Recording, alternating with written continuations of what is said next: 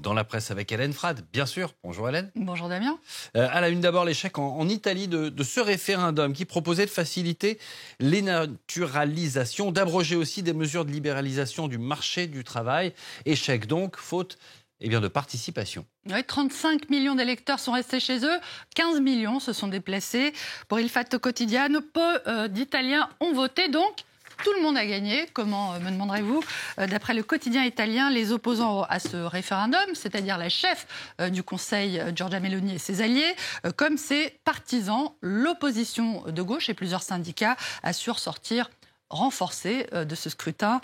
D'après le quotidien de centre-gauche Domani, à gauche, c'est quand même la désillusion, même si près de 14 millions d'électeurs ont effectivement lancé un avertissement à Giorgia Meloni. Selon lui, Il Manifesto évoque une défaite à cause de ces urnes vides, une défaite passée par pertes et profits, un vote passé par pertes et profits en quelque sorte. Pour le quotidien communiste, les partisans de ce référendum doivent reconnaître leur défaite et en comprendre les ressorts, à commencer par le fait que la grande majorité des travailleurs n'obéissent plus aux consignes de leurs représentants et n'ont plus confiance dans la démocratie directe. Comprendre donc les causes de cet échec pour pouvoir ensuite repartir du bon pied. Et Hélène, en Italie, pour la presse de droite, ce verdict, il est clair, c'est un désaveu cinglant pour la gauche. Que godoria, quel plaisir. Libero exprime sa satisfaction de voir Elly Schlein, qui est la chef du Parti démocrate italien, et ses alliés défaits. Le journal ironise sur la façon dont ces champions du flop, je cite, se sont félicités de la pluie de votes en leur faveur, si ça leur va, et ils se moquent de cette gauche qui vivrait dans une bulle, qui gonfle et patatras. Elly Schlein qui se retrouve également dans le viseur d'un autre quotidien de droite italien, Il Giornale, qui cite les nombres mêmes apparus sur les réseaux sociaux à son sujet, notamment cette réplique à sa formule sur ses adversaires.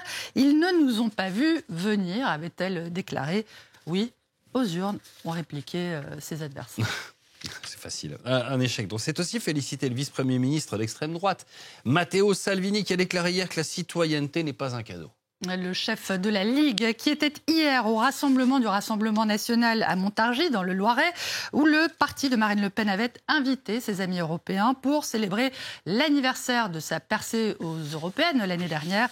Un meeting, je cite, aussi champêtre que radical, où la théorie complotiste du grand remplacement a été omniprésente, d'après le site d'info Mediapart.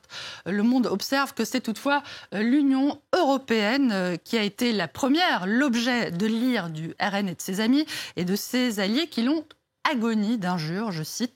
L'UE a notamment été décrite comme un empire aux penchants dictatoriaux par Marine Le Pen.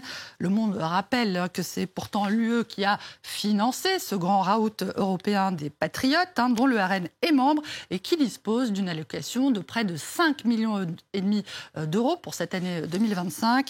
Une somme financée par les contribuables européens, donc, et qui sert à diffuser des thèses résolument europhobes, à défendre des positions loin de l'institutionnalisation progressive du groupe de Jordan Bardella au Parlement européen. La stratégie de normalisation du Rassemblement national qui connaît pas mal de soucis.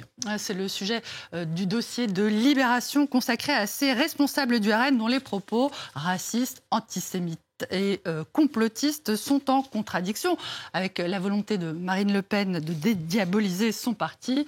Libé avait identifié 120 candidats tenant ce type de discours lors des législatives de 2024 et il affirme que la plupart d'entre eux sont toujours là et qu'ils ont même été rejoints par d'autres. Le grand ménage promis par la direction du RN n'aurait pas eu lieu, selon le quotidien qui cite Damien, notamment les noms d'Elvis Bonnet et Julio Pichon. Ce sont deux cadres du Rassemblement national. Ils ont tous les deux aimé le mois dernier un message publié sur Facebook par une adhérente du RN. Sur une photo, l'explosion d'un bâtiment bombardé. Cette légende, moi les mosquées, c'est comme ça que je les aime. LOL, ce à quoi Elvis Bonnet a réagi avec un emoji mort de rire. Face au RN et à ses alliés, la gauche française, elle, tente de répliquer. L'Humanité, le quotidien communiste, rapporte que la gauche unie a organisé une contre-manifestation à ce rassemblement européen avec le RN, une riposte antifasciste qui a rassemblé des syndicats, des associations et des élus. Malgré cette démonstration d'unité affichée par la gauche française, celle-ci reste toutefois, on le sait, profondément divisée, alors que la gauche européenne est en recul ailleurs, notamment en Allemagne, en Finlande ou encore au Portugal.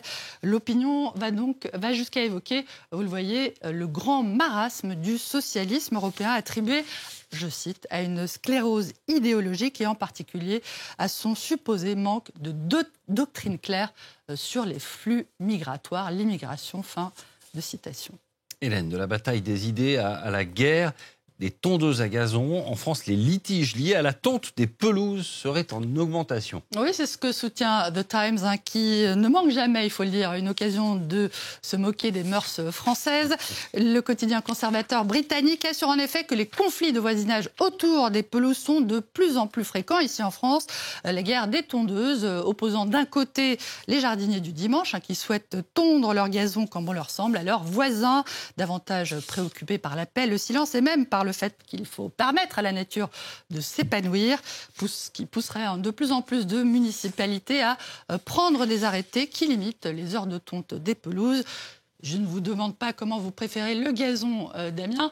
À la rubrique bataille rangée, toujours, Le Parisien aujourd'hui en France rapporte que la saison des amours a pris une tournure, ma foi, assez mouvementée ce week-end. Enfin, le week-end dernier, dans un zoo au Belge, où une rixe entre otaries déclenchée par un mâle éconduit a carrément provoqué la fermeture des lieux.